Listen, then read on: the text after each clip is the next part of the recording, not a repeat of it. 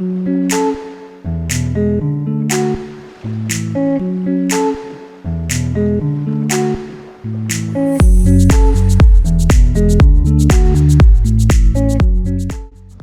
hello and a very warm welcome. Yeah, you can tell there's something a little bit different about this video today. I went out there and I bought some wireless microphones thinking, yes, we can do things a bit different. No, it was an epic fail. They didn't work.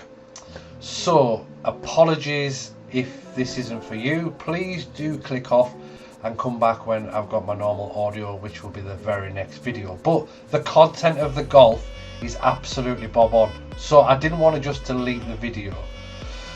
Right, well, you're joining me down at Carlisle Golf Club where I'm going to play 4 holes. I've decided to change it to 4 holes. We're going to play 10, 11, 12 and 13. Now it's 2 par 4s, a par 5 and a par 3.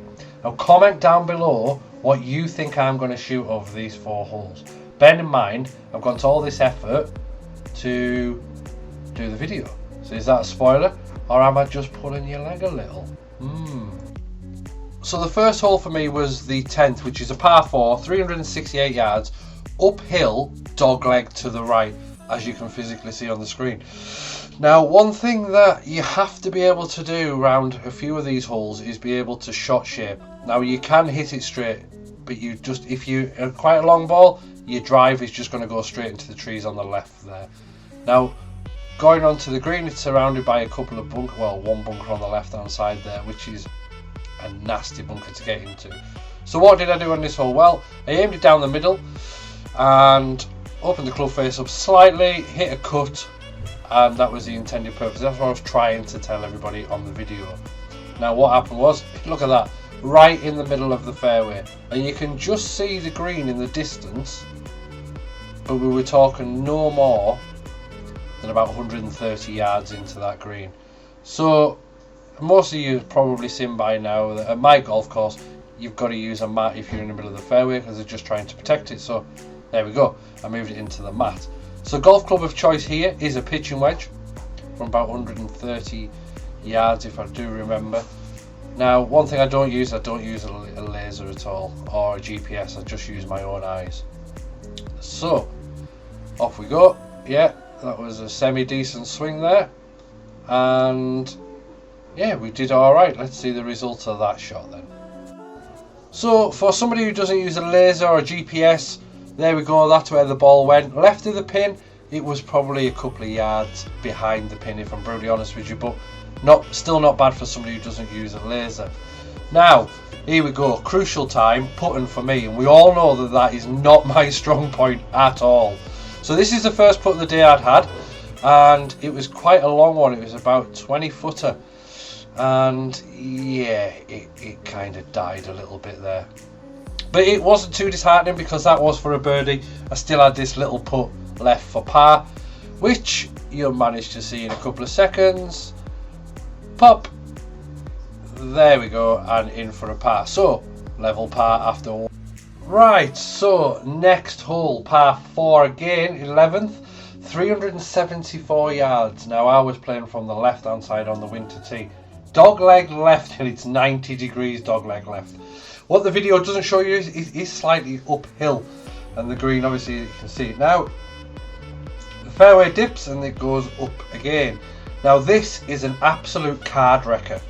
This is one of the holes that will absolutely destroy your card if you're just not in the middle. You come off with a bogey on this hole, you're not doing too bad at all. So here we go.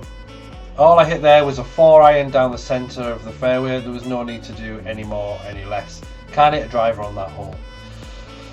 So as you can see, 180 yards I had in. So what did I thought to myself, right, okay, ball slightly above my feet here, and 180 yards, it goes all the way uphill. So I hit yet again another 4-iron. And that was a great strike. Holding the pose there for the cameras, which yeah, maybe need to stop doing that so much. And I'm just going to zoom in, show you exactly where the ball went. It landed on the front edge of the green, which again, I was really happy. One of them days where my ball striking was on point that day. So left myself, there's a pitch mark to the left hand side of it, and there's the ball. but I'm still quite a distance from the pin. Now this green, like I say, is slippery.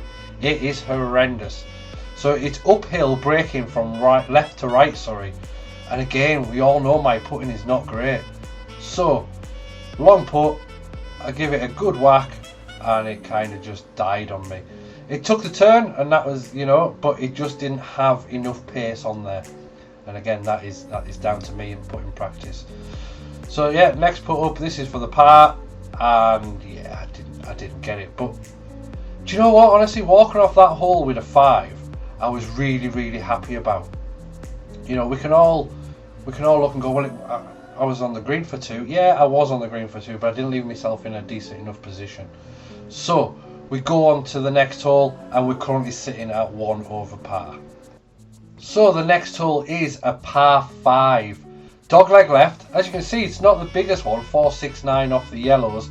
But what you've got on this hole is you've got a little stream running from right to left. So where the break in the trees is a little stream running from right to left.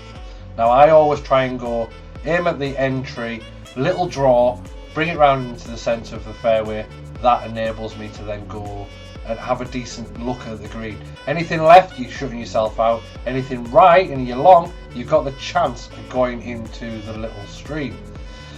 Second shot from there on is uphill with the fairway sloping from the right to left as well. So let's get to the opening tee shot. So one thing I wanted to start doing in all my vlogs is to give you an indication of what's going through my head at the time. Now that tree there, that silver one in front of you, that is the one that I was going to aim towards and slightly draw it off of that. So the idea was hit it towards that tree, slight draw, put me in the middle of the fairway, prime position to go at this par 5 in 2. It all seems good at the time, doesn't it?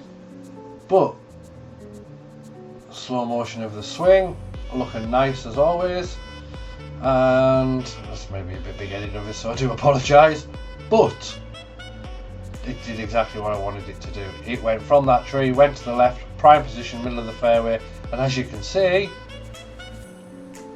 I'm very happy with that. Managed to do something. So about 210 left in, and I've hit hybrid. Like I say, it comes from right to left, and the ball was slightly above my feet, so the ball was going to naturally move right to left in the air. Now, one thing I wasn't expecting was for this to happen, and I was aiming at that tree on the right hand side in that bunker, and then it was going to come round again. Now wait till you see where the ball's gone, right on the fringe. So my lines, my strike and everything was on point. But the biggest question is, did I chip in? Yes, I did. I chipped in. That was the first eagle on the channel. Look at me. It's one of them where I just wasn't expecting it. So the biggest thing I had, when I can only ever tell you guys, is listen, I've walked off a bogey and then just went eagle.